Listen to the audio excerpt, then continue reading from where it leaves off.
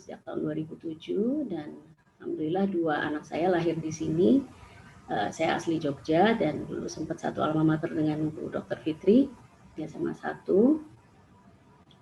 Dan sekarang ada kesempatan untuk saya cerita tentang Oman gitu ya. Saya pikir ini sebetulnya mungkin saya juga bukan ahli sejarah, saya juga mungkin masih belum mengunjungi semua tempat yang paling baik di Oman gitu ya, tapi mungkin saya bisa menyampaikan sedikit yang saya tahu, yang sudah saya jelajahi selama 13,5 tahun di sini gitu. Barangkali mungkin ada yang tanya kenapa saya bisa terdampar di sini gitu ya, karena saya ngikut suami gitu. Jadi karena ngikut suami pasti profesi utama adalah ibu rumah tangga gitu ya. Dan mungkin saya tadi sempat ngintip sebentar di chatroom ada beberapa partisipan yang teman-teman saya di sekolah dulu gitu ya. Assalamualaikum teman-teman semua. Ya saya ada di sini, masih di sini selama 13,5 tahun ini dan saya pengen tahu dulu di antara teman-teman yang ada di sini, boleh ya nanya dulu, Dok? Saya nanya ke peserta. Siapa yang sudah pernah dengar tentang Oman dan apa yang dikenal dari Oman? Kalau boleh satu peserta menjawab, monggo. Negeri penghasil minyak, anggota OPEC kali.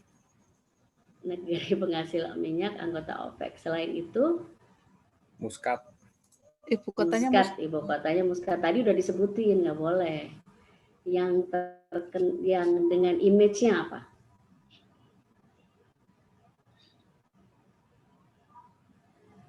Nizwa katanya. Apa? Nizwa. Nizwa ya. Memang waktu saya pindah ke sini dulu juga dengar nama negara Oman tuh juga bertanya-tanya juga gitu, negara sebelah mana sih gitu. Kirain Amman gitu ya, ibu kota Jordania, atau Yaman itu lebih terkenal gitu. Padahal ternyata Oman itu adalah negara yang disebut oleh Rasulullah dan didoakan secara langsung oleh Rasulullah. Jadi sebetulnya seharusnya kalau kita kenal sejarah, kenal riwayat gitu ya, mungkin kita akan lebih tahu duluan gitu tentang Oman. Jadi Oman ini adalah negara yang menerima Islam secara terbuka dan tanpa peperangan pada saat zaman Rasulullah sendiri gitu. Terus terang ini mudah-mudahan saya tidak salah menyampaikan gitu dari beberapa sumber yang saya baca. Kalau tidak salah sahabat Amr bin As yang datang ke Oman dan menyebarkan agama Islam di sini dan menyampaikan surat dari Rasulullah. Tentu suratnya tidak ditulis langsung ya, karena Rasulullah kan tidak bisa menulis, tapi ada stem Rasulullah di situ yang menyatakan bahwa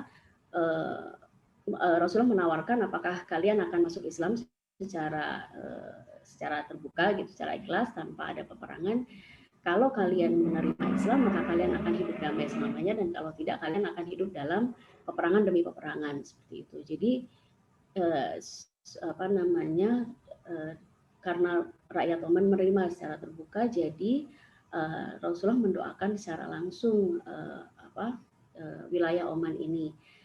Dalam teks bahasa Indonesianya mungkin kalimatnya adalah Allah memberikan rahmatnya kepada masyarakat Al-Hubaira. Al-Hubaira ini sebetulnya people of Oman, masyarakat Oman gitu ya. Mereka percaya kepadaku walaupun mereka belum pernah melihat aku gitu. Jadi didoakan secara langsung dan Rasulullah menyatakan bahwa Allah memberkahi negara ini dan tidak akan jatuh pada peperangan demi peperangan gitu. Qadarullah sampai saat ini bismillah memang Oman termasuk damai ya, tidak ikut dalam konflik yang sering terdengar oleh kita di negara-negara Middle East seperti Yaman yang betul-betul langsung berbatasan dengan Oman gitu. Nah, kalau kita lihat di peta, Oman ini memang langsung berbatasan dengan negara-negara yang lumayan terkenal dengan konfliknya ya, Yaman, Saudi Arabia, dan Uni Emirat Arab yang berbatasan daratnya gitu ya. Di Oman sendiri berbagi, ada satu wilayah yang unik yang dia berbagi dengan negara-negara lainnya, yaitu Rub Al Khalil. Itu ada satu padang pasir yang sangat besar, yang sangat luas, itu terbagi di empty quarter namanya. Jadi dia terbagi untuk 4 negara ini gitu. Jadi dengan Saudi, dengan UAE, dengan Yaman dan dengan Oman gitu. Itu ada di salah satu perbatasannya. Kemudian yang unik dari Oman kalau bisa ditunjukkan di sebelah paling utara itu ada tulisan Musandam kan ya. Musandam itu adalah wilayah paling pojoknya Oman dan uniknya itu tidak berhubungan langsung dengan wilayah Oman yang lain gitu. Jadi itu terpisah oleh Uni Emirat Arab. Kalau kita jalan-jalan dari Oman ke Musandam lewat darat, itu kita harus melewati 2 kali perbatasan dengan UAE. Yang pertama kita keluar ya, kita masuk ke wilayah UAE, lalu untuk masuk ke wilayah Musandamnya lagi, kita harus menyeberang lagi karena itu adalah wilayah Oman gitu.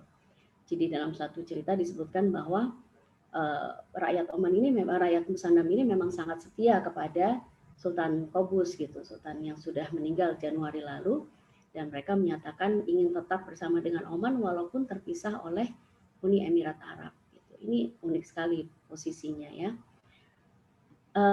Lokasinya yang di ujung peninsula itu membuat Oman memiliki keunggulan strategis untuk perdagangan maritim pada zaman dulu gitu. Kalau produk utamanya sendiri itu namanya frankincense atau buhur atau saya kurang tahu ya dalam bahasa Indonesianya, tapi dia produk dari tanaman, getah tanaman yang kemudian diproses menjadi wewangian yang pakai asap, semacam dupa. Kalau di Indonesia mungkin dupa ya, tapi bentuknya itu dia kristal-kristal gitu. Nah itu disebarkan ke seluruh penjuru dunia pada saat itu gitu. Kita semua tahu bangsa Arab termasuk bangsa yang memiliki budaya wewangian yang cukup tinggi ya. Jadi orang Arab tuh dikenal wangi, yaitu memang dari dulu diproduksi oleh Oman, tepatnya di Salalah itu posisinya ada di perbatasan dengan Yaman. Daerah Salalah ini adalah daerah paling hijau. Kalau kita datang ke Salalah, yang kita lihat pemandangan di sana itu nggak sama dengan daerah di Oman, karena lebih kayak daerah di Indonesia pada musim monsun ya, musim sekitar bulan Juni, Juli, Agustus itu di sana akan sangat hijau, banyak air terjun dan segala macam. Kita nggak akan kerasa kalau itu ada di negara jazirah gitu. Itu posisinya ada di Salalah di dekat Yaman, bagian paling tropis dari Oman. Kemudian luasnya sih mungkin kalau by angkanya 309.000 km persegi ya, nggak tahu besar ya negara ini. Populasinya juga tidak banyak. Dari yang saya baca 2020 itu pertengahan kemarin sekitar 5 juta orang saja gitu ya. Jadi ibaratnya kalau misalnya perang sama DKI aja udah mungkin KO gitu ya di Oman ini gitu. Jadi 5 juta aja, dan dengan COVID ini berkurang karena jumlah ekspatriat yang kembali ke negara masing-masing juga sangat besar. Gitu. Kemudian kalau tentang penduduk ya, mayoritas pasti bangsa Arab dan beragama Islam, dan cukup banyak juga memang ekspatriat yang bekerja di sini, terutama yang bekerja di sektor non formal seperti tenaga kerja yang bekerja membangun jalan, bangunan dan sebagainya. Itu memang hampir semuanya dari Asia Selatan ya, dari India, Bangladesh, Pakistan dan sebagainya. Kalau penduduknya, karakteristik yang sangat terlihat ketika kita datang di Oman lalu menyeberang ke negara yang lainnya, Abu Dhabi kah, Dubai, Saudi apalagi, akan sangat terasa perbedaan cara bersikap orang Oman. Bahasa sama ya, bahasa Arab, hanya dialeknya memang berbeda. Tapi secara umum karakteristiknya itu orang Oman bisa dibilang piainya orang Jawa gitu. Jadi orang Jawa, piainya orang Arab. Lembut, nggak pernah teriak-teriak, bahkan misalnya ada kejadian let's say katakan kecelakaan di jalan, tabrakan gitu ya. Itu ya mereka akan turun dengan tenang, bersalaman, lalu akan menyapa dengan cukup panjang. Apa kabar keluargamu, apa kabar, ditanyain sampai panjang. Kalau yang pernah berhubungan langsung dengan orang Arab pasti akan tahu mereka kalau saling menyapa itu bisa panjang sekali gitu ya. Itu yang terjadi gitu. Jadi nggak ada teriak-teriak seperti yang terjadi di budaya kita ya, mungkin mudah-mudahan nanti akan lebih baik lah. Tapi di Oman ini seperti itu. Jadi memang sangat-sangat sopan gitu ya, nggak ada suara teriak-teriak gitu. Kalau nanti ada waktu, saya mau cerita sedikit tentang bagaimana mereka mengatasi konflik seperti ketinggalan pesawat dan itu bukan kesalahan dia gitu. Saya pernah alami sendiri bagaimana mereka sangat menjunjung tinggi adat istiadat yang diajarkan oleh Rasulullah. Kemudian bahasa resmi Arab, sama karena Oman ini punya sejarah yang panjang dengan Zanzibar, jadi memang ada beberapa etnis, beberapa sub-sub keluarga besar yang masih menggunakan bahasa Swahili gitu ya. Itu kita sering dengar kalau kita belanja di pasar, atau misalnya salah satu kuliner yang cukup terkenal di sini yang disukai oleh orang Indonesia adalah sate. Sate kambing di sini itu kebanyakan penjualnya adalah orang Oman yang keluarga turun-temurunnya di atas sana, asalnya dari Zanzibar, itu mereka pakai bahasa Swahili. Dari Zanzibar dan orang-orang yang ada di ibu kota Muscat ini sangat terampil menggunakan bahasa Inggris gitu ya. Dan ini menjadi alasan pembenaran bagi kami, termasuk saya yang sudah lebih dari 10 tahun bahkan tinggal di sini dan masih nggak bisa bahasa Arab dengan baik dan benar gitu ya. Dengan fluent untuk kita masih ini, karena yang mereka memang menyambut kita dengan bahasa Inggris yang amat sangat baik gitu. Bahkan orang-orang tuanya mereka juga fluent dalam bahasa Inggris. Kemudian pakaian resmi ya, nanti mungkin ada di slide, pakaian resmi mereka hampir sama dengan orang Arab pada umumnya, dan orang Badui di daerah gaya gitu ya, itu cukup terlihat gitu. Secara umum auratnya masih tertutup, tapi memang gayanya lebih modis ya, semakin sini. Berikutnya tentang mata uang. Mata uang agak mengejutkan banyak orang karena orang mengira mata rial adalah seperti rial Saudi, tapi di Oman ini nilainya adalah 10 uang rial. Jadi untuk hari ini saya tadi cek 1 rial Oman itu sama dengan 36.752 rupiah. Gitu. Jadi lumayan tinggi ya mata uangnya, dan ini juga berakibat ke living cost ya, living cost yang negara dolar ya minyak gitu ya, adalah devisa terbesar dari negara ini. Itu untuk pembukaannya. Mungkin Pak Fitri ada yang mau ditanyakan atau kita langsung ke one day tour di Oman? Monggo, saya manut. Mau ada yang ditanyakan dulu atau mau langsung masuk ke tour kita ke Masjid Sultan Qaus?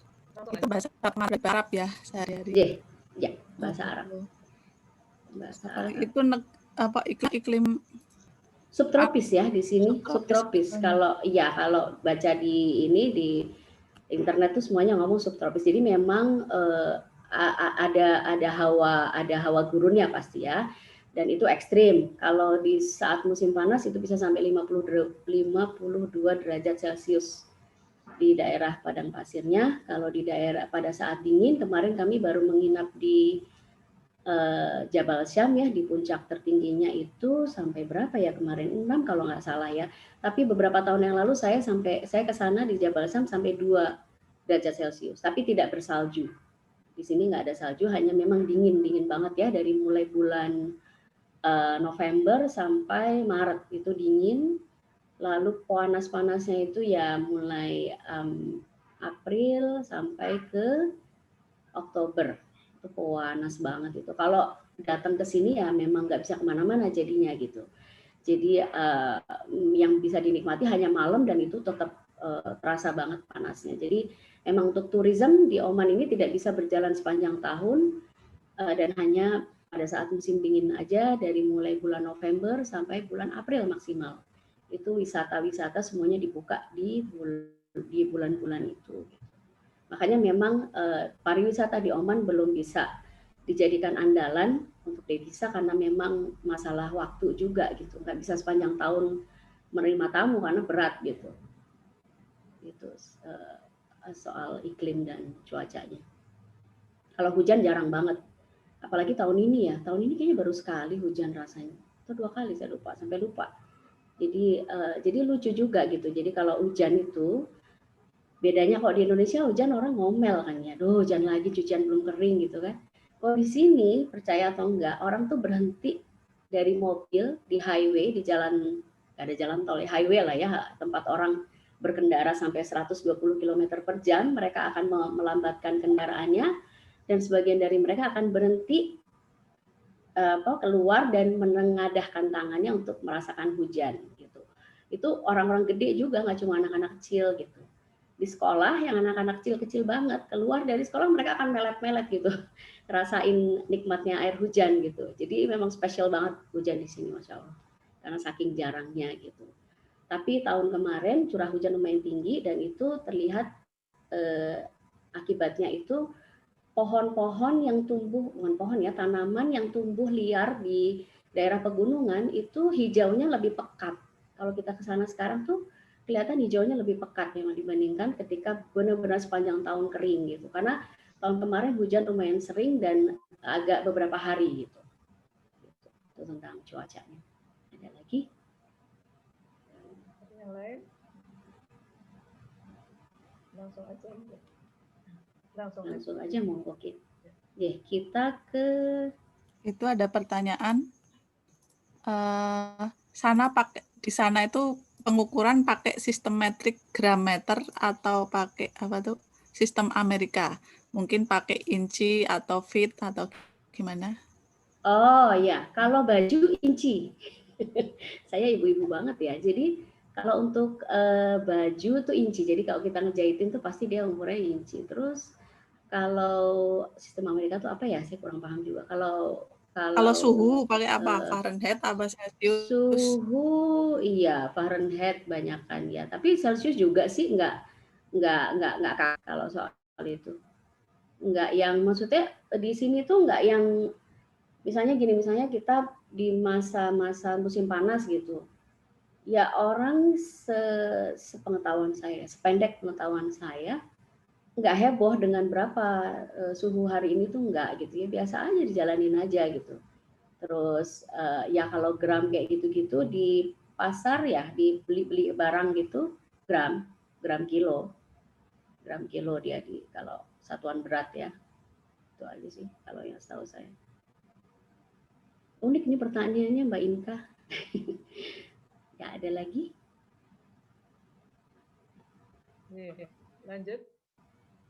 Oke, lanjut kita ke Grand Moss ya.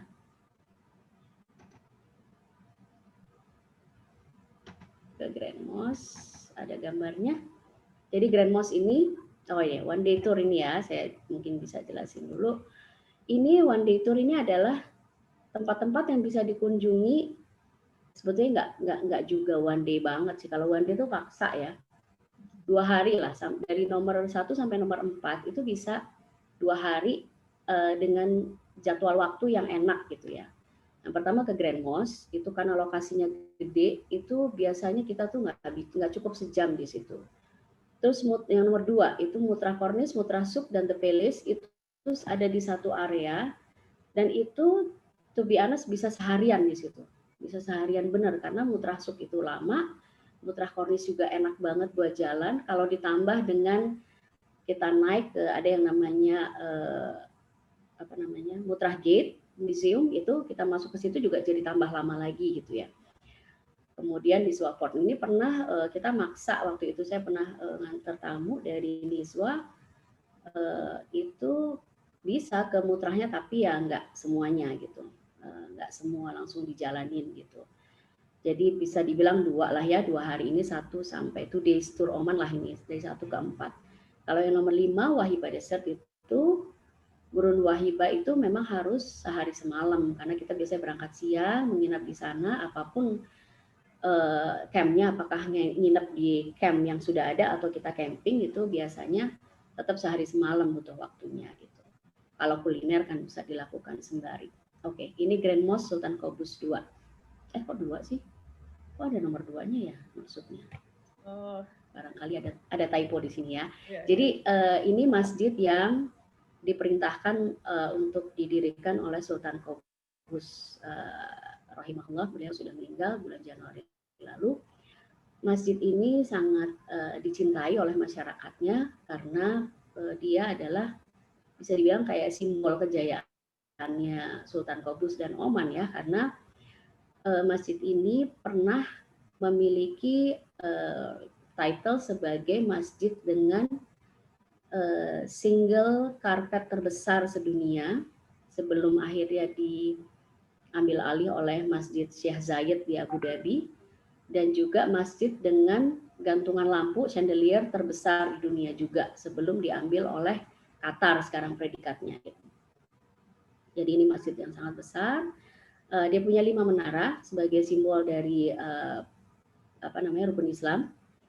Yang menaranya yang paling depan itu menara tertinggi 90 meter, itu adalah bangunan yang tertinggi di Oman di seluruh negeri.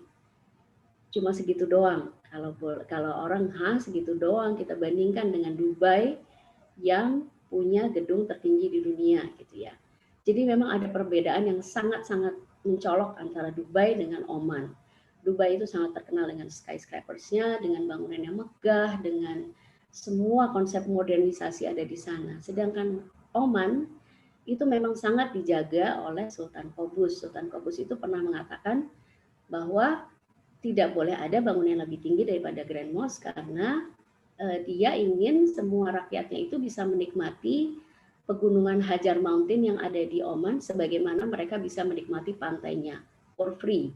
Tidak harus masuk hotel, tidak harus bayar tiket, rakyat akan bisa menikmati pemandangan gunung dan pantai sekaligus gitu, nggak bayar sama sekali gitu. Karena Muscat ini dikelilingi oleh Hajar Mountain ya, jadi kayak mungkin kalau di Jogja itu kayak Pegunungan Sewu ya, itu kan kelihatan. Tapi karena banyak karena lokasi dan banyak bangunan yang tinggi kan jadi nggak kelihatan gitu. Nah ini Hajar Mountain ini ada di mengelilingi kota Muscat dan liuk-liuknya memang sangat indah gitu ya. Jadi memang Sultan Qaboos memang maunya itu tidak boleh diganggu gugat pemandangannya. Jadi memang tidak ada bangunan yang lebih yang tinggi. Mall yang paling besar di sini ya mentok 3 lantai gitu. Ya, 3 lantai. Jadi nggak ada bangunan tinggi sama sekali. Nah, cerita tentang Sultan Qaboos Grand Mosque ini sangat besar.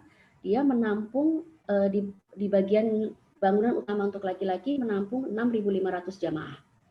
6.500 jamaah, kemudian bagian perempuannya 750 jamaah. Karakteristik masjid di Oman, baik yang besar maupun kecil, itu ruangan untuk laki-laki dan perempuan itu dipisah, bukan depan belakang atau atas bawah. Jadi memang betul-betul dipisah gitu. Pintunya pisah gitu. Ini umumnya ya, ini umumnya sebagian besar di mana masjid besar yang Grand Mosque ini maupun yang masjid-masjid kecil yang kita temui ketika dalam perjalanan keluar kota. Itu tetap posisi masjid laki-laki dan perempuan itu terpisah. Nah, daya tampungnya segitu ya, 6.500 di dalam dan di luar lagi masih bisa menampung 8.000 jamaah. Jadi memang sangat besar dan kehebatannya masjid ini walaupun secara sejarah tidak sebagaimana Masjid Kuba, Masjid Nabawi tidak pernah ada dalam cerita riwayat sahabat gitu ya, tapi memang kecantikannya luar biasa karena latar belakang kalau kita melihat dari highway itu latar belakangnya akan langsung ke Hajar Mountain gitu. Jadi memang dramatis gitu pemandangannya itu.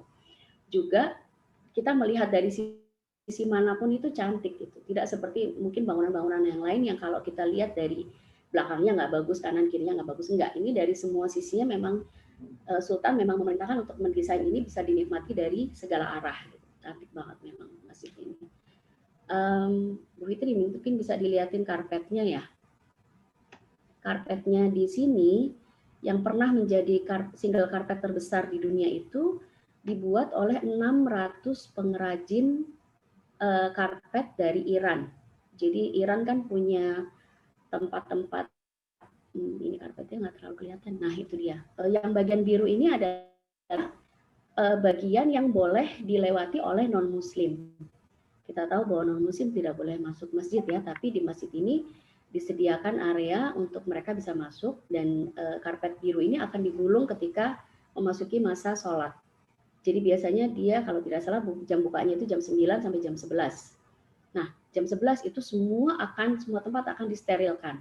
Kecuali misalnya yang perempuan muslim masuk ke tempat masjid yang muslim dan yang laki-laki dan mereka bisa menunjukkan bahwa mereka muslim boleh masuk di sini untuk melakukan sholat.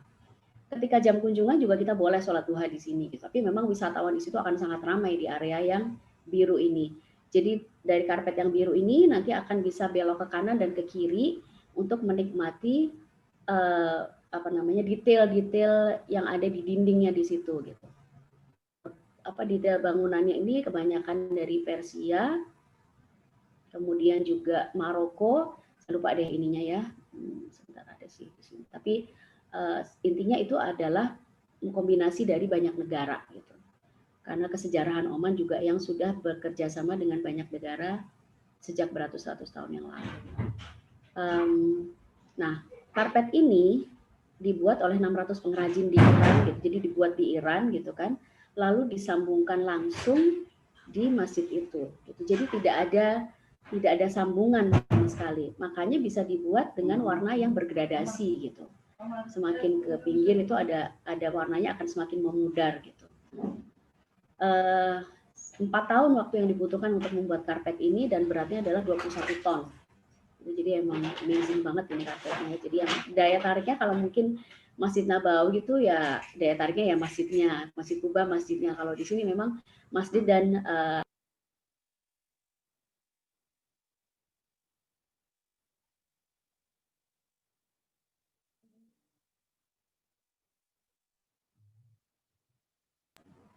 gantungan lampunya itu sekarang sudah dikalahkan sama Qatar ceritanya gitu. Karena memang ya Qatar punya uang yang lebih banyak, begitu juga dengan Abu Dhabi. Seperti tadi saya bilang, aturan kunjungannya di sini lumayan ketat ya. Jam 11 itu saya pernah ngerasain dulu sama teman saya dari SMA 1 juga sih, Mbak Lucy. Benar-benar dikejar-kejar itu jam 11 itu benar-benar harus clear gitu. Karena perempuan tidak boleh sama sekali masuk di area di dekat masjid laki-laki. Dan untuk yang tidak berbusana muslim masih boleh di sana, masuk ke sana asal menggunakan penutup kepala dan baju yang panjang. Itu ada disediakan di bagian belakang masjid. Area turis tuh mereka meminjamkan baju itu. Juga masjid ini punya library dan Islamic Center yang cukup besar. Dan saya pernah mencoba membantu mereka di sana gitu ya. Waktu itu saya pengen punya kesempatan untuk ngobrol dengan mereka yang baru masuk Islam gitu. Tapi ternyata kewenangan untuk menjelaskan Islam di sana itu amat sangat terbatas. Jadi hanya orang-orang yang sudah terpilih di antara mereka dan teruji bahwa mereka memiliki pemahaman yang sama dengan ustadznya di situ gitu. Jadi tidak bisa sembarang orang gitu. Meskipun misalnya kita pada saat awal kita ngobrol, kita menunjukkan bahwa kita cukup tahu dasar-dasar Islam, rukun iman, kemudian tata cara sholat dan sebagainya, kita tidak boleh tidak ada kesempatan untuk berbincang langsung dengan para mu'alaf. Dan Masya Allah Islamic Center di sini sudah mengislamkan banyak sekali orang, termasuk para tenaga kerja dari Filipina, dari negara-negara non-muslim gitu ya, yang bekerja di sini banyak sekali yang masuk Islam di Islamic Center-nya Grand Mosque ini. Gitu. Ada yang mau ditanyakan terkait dengan masjid? Masjidnya memang cantik banget, dia punya tamannya bagus. Ya. Sepertinya tadi ada yang raise hand, Mbak Mariati Ana kayaknya.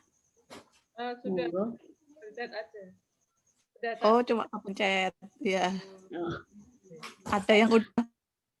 Budian Damayanti tadi juga raise hand, mungkin mamanya. Oh, tidak ya. Ya, lanjut saja. Lanjut, oke. Yang berikutnya, kalau sudah masjid, kita jalan ke Mutra Kornis ya. Mutra Kornis ini adalah satu komplek di ujung ujung Maskat ya, di ujung pelabuhan Maskat. Nah, gambar cakep banget di sini. Jadi ini adalah pelabuhan, awalnya dulu adalah pelabuhan yang sudah dipakai sudah ratusan tahun yang lalu untuk perdagangan impor dan ekspor dari dan ke Oman gitu ya. Seperti yang tadi saya cerita, ekspor utamanya Oman itu frankincense yang asalnya dari Salalah, dan juga ada beberapa spice dan tanaman-tanaman yang asalnya dari Salalah juga. Kemudian mendatangkan barang-barang dari luar negeri, dari India maupun dari Eropa. Sampai saat ini pun Pelabuhan Mutra ini juga dipakai untuk mendarat kapal-kapal yang membawa barang maupun cruise yang membawa penumpang wisatawan dari Dubai umumnya. Jadi wisatawan dari Dubai seringkali mereka berwisata dari Eropa, dari negara asalnya, dan stay-nya di Dubai. Lalu mereka mengambil paket cruise, main ke Oman. Karena di Oman memang tidak terlalu yang sampai berhari-hari seperti Indonesia ya. Indonesia itu kan saya nggak tahu deh kalau ada wisatawan pengen ngabisin Indonesia tuh butuh berapa hari. Gitu. Kalau Oman memang tidak sebanyak Indonesia karena wilayah dan memang keunikannya tidak sekompleks kita gitu ya. Jadi untuk orang wisatawan dari Eropa, mereka hanya mengejar musim panasnya biasanya. Dalam artian musim dinginnya kita itu pun masih musim panasnya mereka. Jadi banyak juga di bulan-bulan yang menurut kita sudah musim dingin, udah sembripit lah kalau bahasa Jawanya, itu buat mereka udah musim panas gitu. Mereka sudah dengan senang hati berjemur gitu. Nah itu mereka biasanya naik cruise itu mendarat di Mutrah Port ini, Mutrah Pelabuhan ini, lalu langsung berwisata di dalam kota Mutrah. Nah, mungkin bisa dilihatin kornisnya tadi. Jadi di sepanjang pantai ini, nah ini contohnya, ini do-nya ini kapal tradisional Oman ya. Dulu Oman juga terkenal dengan industri ini, pembuatan do, dan itu terkenal. Kalau nggak salah tuh ada cerita juga, tapi waktu saya datang ke museum, informasinya waktu itu belum terlalu lengkap. Mereka percaya bahwa Sinbad itu asalnya dari Oman. Ini kapal, salah satu kapal yang berlabuh di Oman. Nah, ini sudah masuk ke pemandangan kornisnya. Jadi kalau dilihat sini, jadi kalau kita duduk diam aja di pinggir pantai ini, kita tuh sudah bisa menikmati alam dan segala sesuatunya dengan sangat nyaman tanpa harus membayar sepeser pun. Gitu. Makan kacang, minum, bawa teh, gitu. Karena nggak ada teh botol ya, bawa sendiri tehnya. Di pinggir sini udah nikmat banget gitu. Pemandangan ini di atasnya ada fort. Fort ini adalah benteng yang waktu itu zaman dulu itu dipakai untuk perlindungan dan memberi tanda kalau ada konflik dengan tribe lain atau dengan pihak lain yang sedang berkonflik dengan mereka. Jadi nanti ada asap yang keluar dari fort itu dan akan terlihat dari sisi pegunungan yang lainnya. Jadi kalau kita lihat sepanjang pegunungan itu akan banyak fort gitu di puncak-puncaknya. Nah, yang bangunan-bangunan putih ini sudah bagian dari pasar Mutrah ya, Mutrah Suk. Suk itu artinya pasar. Cuma istimewanya pasar Mutrah ini adalah kita bisa menemukan apapun yang kita cari. Dan ini pasar yang udah sejak zaman dahulu kala. Di situ kita bisa mendapatkan dari mulai apa? Sebutkan, bumbu ada, makanan ada, pakaian tradisional ada, emas ada, terus souvenir katakan mau dari mana? Dari Tibet, Turki, Persia, Syria, mana lagi? Thailand pun ada. Jadi Mutrah Suk ini karena dekatnya dia dengan pelabuhan, jadi dia memang sudah terbiasa menjual dan membeli barang-barang dari seluruh penjuru dunia. Jadi kita nyari apapun di situ ada. Sangat-sangat cantik pasarnya, dan untuk kami, ini ada beberapa teman dari Oman, kami tuh ke Mutrah kayak ketagihan gitu. Jadi bukan yang kita hanya datang ke situ karena mau beli sesuatu, enggak. Jadi bahasanya adalah sudah lama ya nggak ke Mutrah gitu, kangen gitu, karena datang doang aja udah cantik banget, dan kita biasanya iseng kan beli magnet lah apa untuk bekal gitu, atau barang-barang dari Turki, barang dari mana yang mungkin ketika ada saudara kita berkunjung kita udah siap punya sesuatu untuk dijadikan cindera mata gitu ya. Jadi pasarnya sendiri cantik, dan mungkin untuk teman yang sudah pernah berkunjung ke Qatar, dia ada Suk Waqif ya, itu hampir sama dengan seperti ini, tapi konsepnya Suk Waqif itu terbuka. Jadi memang terang gitu ya, dan dia langsung toko. Sedangkan Mutrah itu istimewanya adalah dia itu pasarnya tuh sebetulnya oleh orang lokal disebut Al-Zolam, pasar yang gelap, daerah yang gelap, karena di dalam pasar itu sendiri memang nggak ada sama sekali sinar matahari yang masuk. Orang-orang itu gelap. Tapi karena gelap itu jadi eksotis kan, dengan interior kayu, kemudian lampu-lampu yang tidak terlalu terang gitu. Jadi memang menyisakan pemandangan yang eksotis ya, Mutrah Suk ini. Kemudian di sepanjang kornis ini adalah tempat yang asik buat jalan kaki santai. Tapi kalau untuk orang yang ingin lebih menantang pun di sini ada, di gunung ini ada geotracknya, ada jalur trekking yang nggak ringan juga ya, memang harus persiapan di situ. Jalur trekking yang medium lah kalau menurut saya bukan trekker sejati ya, tapi itu cukup bisa dijangkau oleh yang awam seperti saya, tapi juga harus dengan persiapan di pegunungan ini juga. Jadi komplit banget.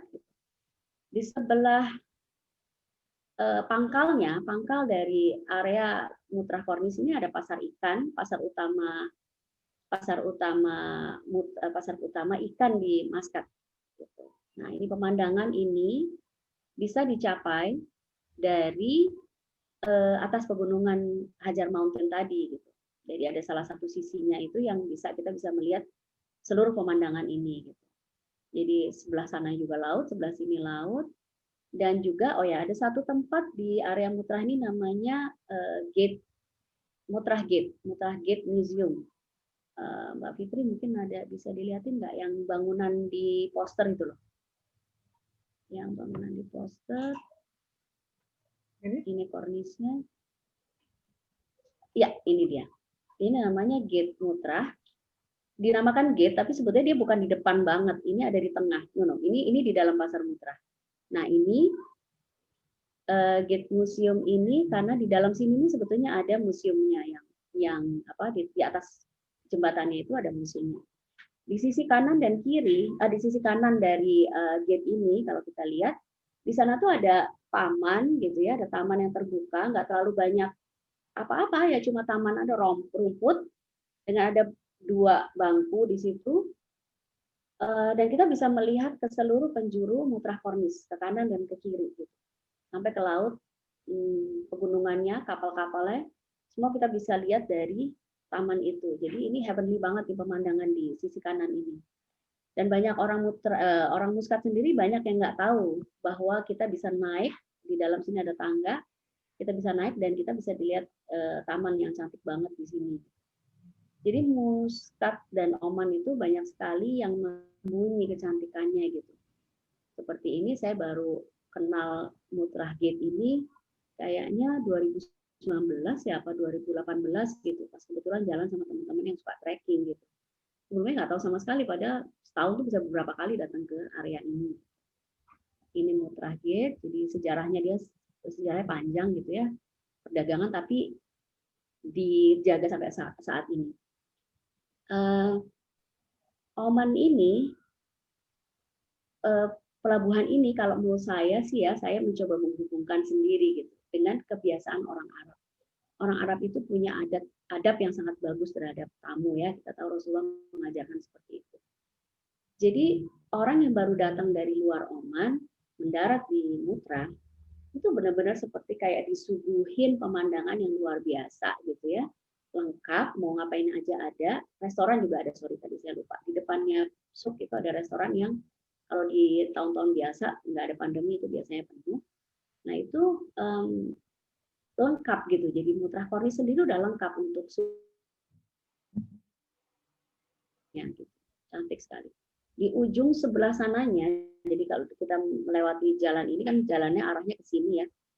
Kalau jalan yang arah ke sana itu ujungnya adalah Istana Sultan Qaboos. Saya agak lupa ini untuk mencantumkan gambarnya, tapi jujur saya nggak terlalu tidak terlalu terkesan dengan istananya sebetulnya karena sultannya tidak tinggal di situ.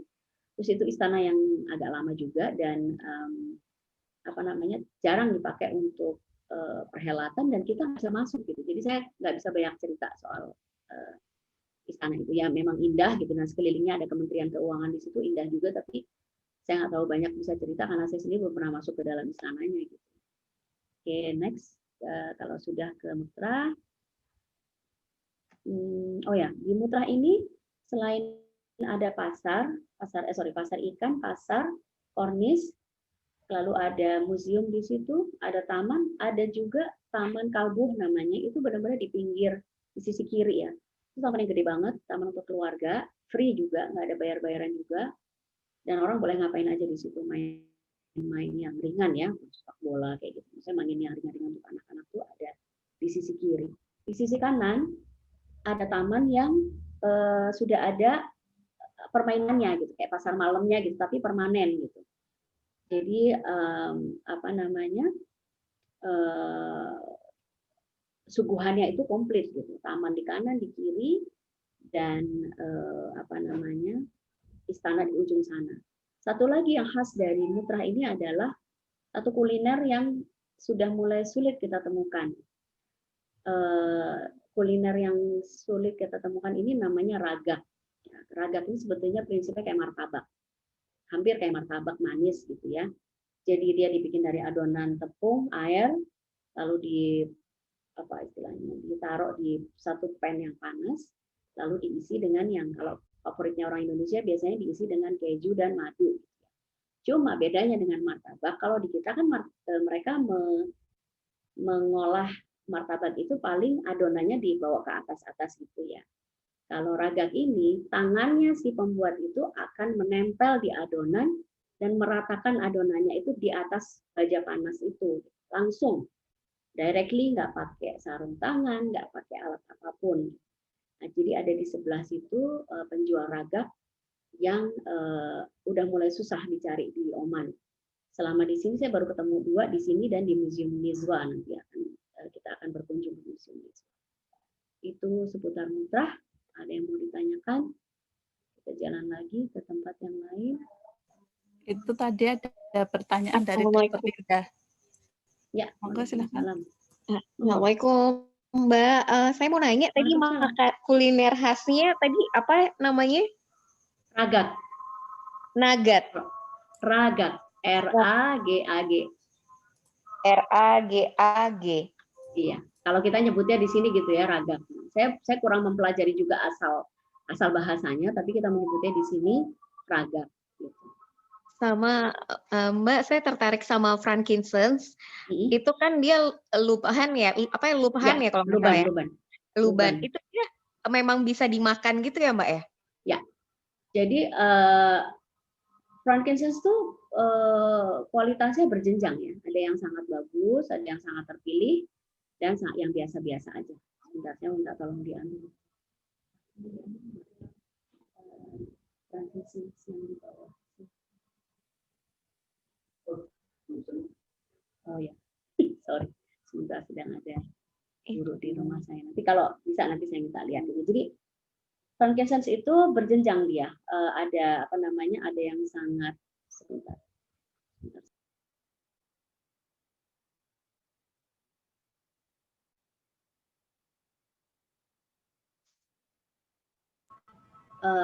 Itu ada yang sangat bagus yang memang bisa dikonsumsi untuk dimakan. Rasanya itu kayak karena saya nggak biasa ya, itu katanya bisa jadi obat. Kalau menurut saya rasanya kayak tambalan gigi yang lepas. jadi kayak kenyal-kenyal tapi nggak kenyal banget kayak permen karet, nggak. Jadi lebih kayak saya bilang kayak tambalan gigi yang lepas gitu. Itu baunya wangi. Baunya tuh wangi Arab ya, bukan wangi parfum yang biasa, tapi wangi Arab.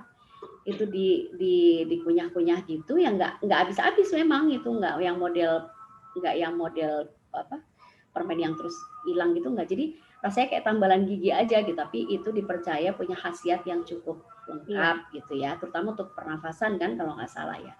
Ya itu sumbernya dari Salalah Mbak, dari Salalah. Asalnya dari getah, dan itu jadi komoditas utama Oman di masa yang lalu. Masya Allah, jazakallah khair. Soalnya selama ini taunya frankincense itu cuma buat skincare aja. Oh, kalau di sini sekarang bisa jadi apapun, jadi apa namanya sabun, jadi aneka rupa. Thank you. Ini Mbak, saya kasih contoh kelihatan. Ini burnernya. Jadi ya, jadi ini yang udah kebakar, bentuknya kayak gini. Yang belum kebakar tuh kayak gini. Ini tempatnya. Ini saya beli di Mutrah juga. Ini kayak gini. Kelihatan nggak? Di sini kali ya. Kelihatan. Ya. Nah, ini yang agak gedean. Kalau luban biasanya warnanya agak kehijauan. Luban yang bisa dikonsumsi, bisa diemut-emut. itu warnanya agak kehijauan dan dia lebih gede-gede gitu. Kalau ini saya beli yang murah-murah aja gitu ya, karena cuma buat memakan sehari-hari itu kecil-kecil gitu kan. Jadi kecil-kecil. Jadi kita taruh di arang, kemudian dibakar, terus ya udah. Saya termasuk yang udah tagihan sama bau-bauan kayak gini, jadi kalau habis masak ikan ya memang harus dibalancing sama ini gitu supaya balik lagi normal. Gitu. Iya. Siap. Jazakallah khair Mbak penjelasannya. Wa jazakillah khair. Ada lagi? Ada pertanyaan mengenai nama Oman di masa Rasulullah itu apa ya? Hubairah. Hubairah, ya. Kalau yang ada di literatur yang saya baca, namanya Hubairah. Ya Allah lindungilah masyarakat people of Hubairah gitu ininya. Kalau di itu mazhab yang banyak apa ya? Terus Bismillah ya. Saya harus hati-hati sekali menjawab pertanyaan ini karena ya karena bahasan ini juga sangat sensitif di Oman gitu ya. Jadi betul bahwa aliran yang paling banyak aliran di Oman ini adalah Ibadi, disebarkan oleh Abdullah Ibad ya kalau nggak salah. Itu memang secara lahiriah kalau kita ke masjid-masjid gitu ya, memang terlihat bedanya kita cara sholat kita. Kalau kita kan bersedekap, mereka enggak lurus gitu. Banget. Tapi jumlah rokaatnya sama. Terus mereka juga sholatnya sama 2 rokaat. Secara umum samanya cara cara bersedekap sama, tidak ada atahiyat gitu. Tapi memang katanya sebetulnya ada cukup perbedaan yang cukup mendasar dengan Sunni gitu.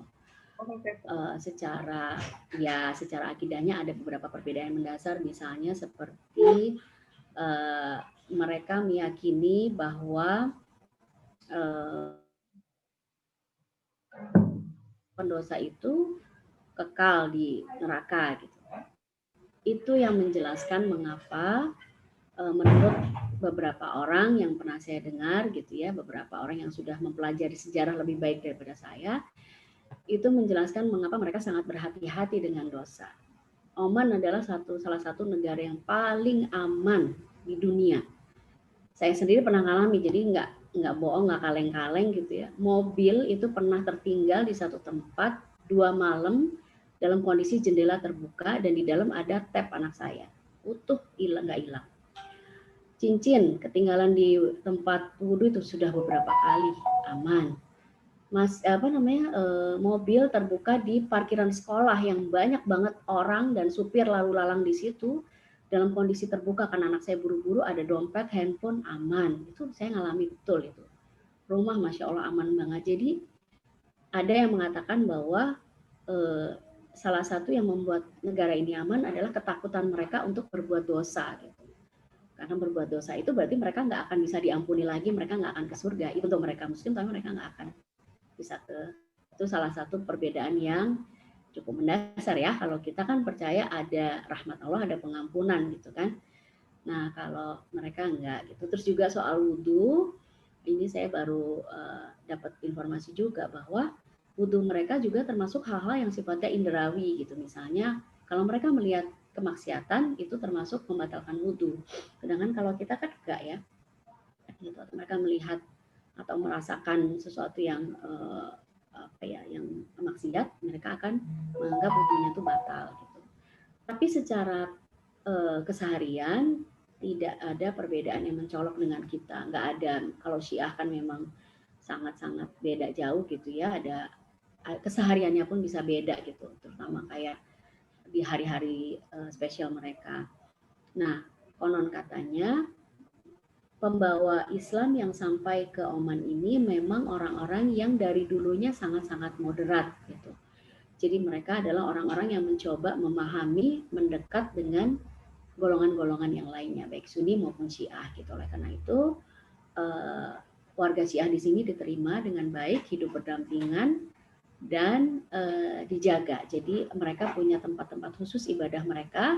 Dan kalau tidak salah saya pernah mendengar dari teman saya yang orang Oman waktu itu, ada guru bilang bahwa beliau itu orang Oman asli dan ibadi, dan mereka mereka tidak bisa menerima Syiah gitu ya, tapi mereka bilang tapi mereka aman kok, mereka nggak boleh melakukan tindakan yang melukai fisik di negara ini. Walaupun sedang merayakan perayaan mereka itu tidak ada tidak ada event yang membolehkan mereka untuk sampai melukai fisik, berdarah-darah tuh nggak ada. Dan masjid mereka dilocalize dan dijaga, ada kameranya juga. Gitu. Jadi masyarakat di sini berdampingan, aman, dan termasuk salah satu negara yang paling moderat memang. Dan juga Sultan Qaboos kan memang sempat dicalonkan untuk menjadi penerima hadiah Nobel ya, karena perdamaian yang diserukan oleh Sultan Qaboos. Dan memang saat ini Oman memposisikan diri sebagai sahabat dari banyak negara. Pasti kita akan ada pro kontra di sini ya, kenapa masih dekat ke situ dan ke sini, tapi itu adalah kebijakan yang diambil dan warga Oman ini memang berdampingan dengan aman dan damai. Jadi mungkin ibadinya itu juga terkait dengan bagaimana mereka memandang bukan persatuan ya, memandang toleransi gitu, karena mereka dari awalnya dulu adalah golongan orang-orang yang memang ingin mendekati golongan lain gitu. Sejauh yang saya tahu. Kalau berkembangnya dari mana, ada kisah yang mengatakan bahwa Islam di Oman itu seperti burung yang bertelur di Madinah, lalu menetaskannya di Basrah dan membesarkan di Oman. Jadi kesejarahannya terkait dari situ, asalnya dari Madinah ke Basrah dan kemudian berkembang di Oman. Oman adalah negara dengan penganut ibadi terbesar di dunia. Negara-negara lainnya ada Tunis, Sudan ya, Libya, Maroko, itu beberapa negara di Afrika Utara ada yang menganut ibadi juga, tapi terbesar memang di Oman. Kalau Syiah itu subur, definisi suburnya apa ya, agak konotatif ini, tapi mereka tidak melaksanakan ibadah mereka secara terbuka seperti di Iran, Irak itu enggak. Di sini enggak kelihatan orang Syiahnya. Saya pernah berkenalan banget dengan komunitas Syiah karena saya mengajar di sekolah Syiah waktu itu. Have no idea bahwa itu sekolah Syiah, tapi pas saya masuk, ternyata, tapi baik-baik aja gitu, nggak ada sesuatu yang gimana. Mereka tahu saya sholatnya gimana juga, mereka biasa aja gitu, baik-baik aja gitu. Tuh, ceritanya. Ada lagi? Rasanya kayak ya kayak terpentin ya, emang gitulah rasanya agak-agak. Kita belum bisa menjadikan itu kebiasaan. Kalau frankincense untuk untuk buhur, untuk dupa sih orang udah biasa, tapi kalau untuk dikonsumsi kayaknya masih jarang orang Indonesia yang suka ya. Oke, ada lagi nggak seputaran Mutrah? Ya, sorry. Di Mutrah ini ada satu masjid Syiah. Kita bisa tahu dari kenapa dia Syiah dari azannya ya. Azannya beda memang, tapi ya gitu memang nggak banyak dikunjungi orang Sunni juga memang gitu, karena memang ini wilayah yang cukup banyak interaksinya dengan pedagang-pedagang dari luar kan.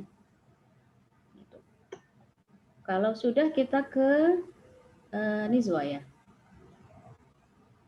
Nah ini di dalam Mutrah, di sentralnya bagian tengahnya nih, jadi ada emas